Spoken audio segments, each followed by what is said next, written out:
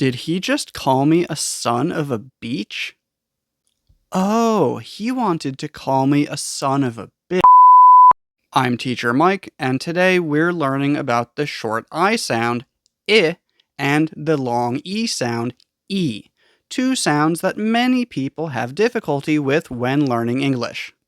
And what's interesting about this is that in my experience, the problem usually isn't that the sounds are difficult to make. The real problem is often that they think that the short I sound, I, is just a shortened version of the long E sound, E. And it's not.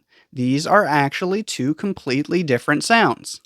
So today, I'm going to teach you what the real difference is and how to make them correctly. At the end of the video, we'll also do a quick test to see if you can hear the difference. First things first, I'm going to read 5 words and I want you to listen carefully. Eat, seat, cheap, he's. The sound in those words, E, is what we call the long E sound. The first thing I want you to notice is that when making this sound, we often pull our lips apart. Eat, seat, cheap, he's. Is that a rule or something that you have to do every time? No, it's not. But it is a helpful way to think about it when you are first learning these sounds. The second thing I want you to notice is that you can make it short or you can make it long. First, I'm going to make it long.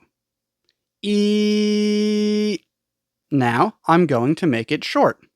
E. Although one was longer and one was shorter, those were both the long E sound. Now let's look at the short I sound, I.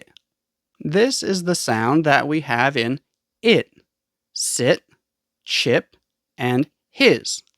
When making this sound, your mouth really doesn't move very much. Instead, you really just let your mouth relax. Watch closely. It, sit, chip, his.